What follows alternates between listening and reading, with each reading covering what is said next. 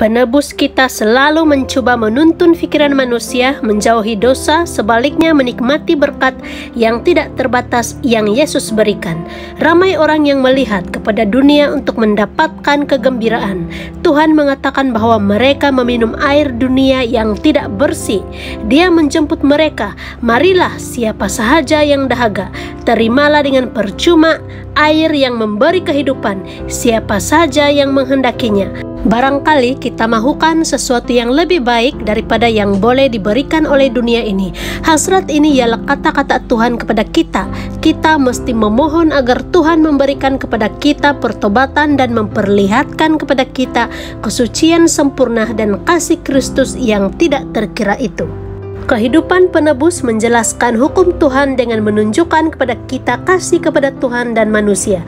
Kasih Kristus tidak mementingkan diri dan drama. Sementara melihat penebus kita, cahayanya memantul ke muka kita. Pada waktu itulah kita mengetahui betapa berdosanya kita. Nikodemus datang kepada Yesus pada suatu malam memikirkan bahwa dia sempurna dan tabiatnya baik. Dia tidak berpikir dia perlu datang sebagai seorang yang biasa dan berdosa merendahkan diri di hadapan Tuhan. Mungkin kita merasa seperti yang dilakukan oleh Nikodemus bahwa kehidupan kita lurus sehingga tidak perlu merendahkan diri di hadapan Tuhan. Kemudian cahaya Kristus menerangi jiwa kita. Kita dapati bahwa kita tidak bersih.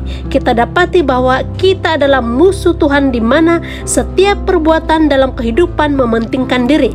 Apabila kita melihat kebaikannya, kita tahu bahwa kesucian kita itu sekadar baju yang kotor. Hanya dengan pengorbanan Kristus boleh melepaskan dosa dan menjadikan kita bersih. Hanya Kristus sahaja yang boleh mengubah kehidupan sehingga sama seperti kehidupannya. Pancaran cahaya kemuliaan Tuhan menunjukkan kekurangan kita. Kesucian Kristus menyebabkan kehidupan kita kelihatan tidak bersih. Ia akan menjelaskan bintik-bintik kelemahan dalam sifat-sifat kita. Ia juga menunjukkan keinginan yang keji, hati yang tidak setia, dan kata-kata yang kotor. Roh Kudus Tuhan menunjukkan bahwa kita tidak menurut hukum Tuhan. Sementara Dia memeriksa hati kita, kita merasa sedih apabila kita melihat sifat Yesus yang tidak bercacat. Kita membenci perbuatan jahat kita sendiri. Nabi Daniel pernah dilawat oleh malaikat surga. Dia melihat cahaya kemuliaan mengelilingi malaikat tersebut. Daniel menjadi lemah ketika dia memikirkan kelemahan dan ketidaksempurnaan. Dia menulis, tenagaku pun telah habis dan mukaku berubah sehingga tiada siapapun mungkin mengenal aku. Apabila kita melihat kemuliaan seperti ini dari surga, kita akan membenci kelakuan yang kasihkan diri sendiri. Kita akan mencari hati yang bersih melalui kebenaran Kristus. Kita mahu memelihara hukum Tuhan dan memiliki sifat-sifat yang ada pada Kristus. Paulus menulis mengenai kebenarannya sendiri. Sejauh seseorang boleh menjadi benar dengan jalan taat kepada perintah-perintah Taurat, aku tidak pernah bersalah. Paulus meneliti apa yang dimaksudkan oleh hukum. Dia tidak nampak kesalahannya. Kemudian dia melihat arti hukum itu yang dalam sebagaimana Tuhan melihatnya. Lalu dia melihat dirinya sebagaimana Tuhan melihatnya. Dia merendahkan diri dan mengaku bahwa dia bersalah. Paulus menulis, sebab itu aku merasa senang selagi aku tidak mengerti maksud sebenar hukum Taurat itu. Tetapi apabila aku mengetahui kebenaran, aku sadar aku berdosa karena telah melanggar hukum dan patut mati.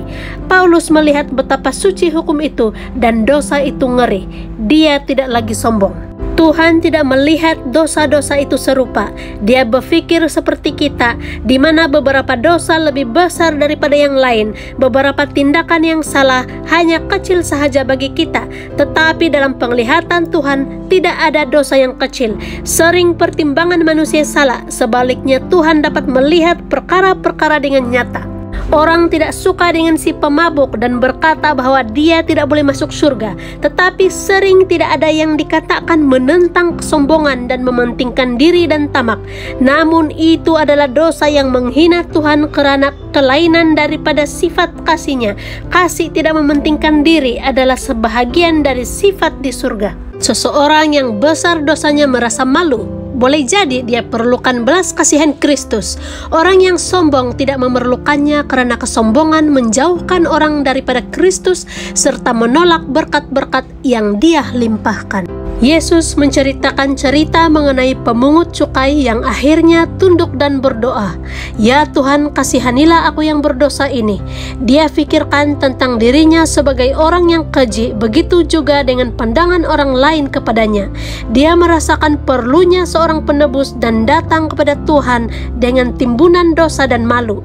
Dia memohon belas kasihan Tuhan. Hatinya terbuka untuk Roh Kudus Tuhan masuk dan melepaskan dia daripada kuasa dosa.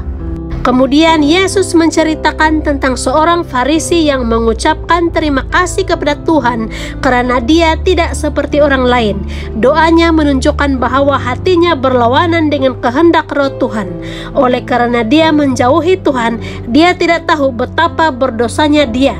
Dia tidak membandingkan kehidupannya dengan kemurnian hidup Tuhan.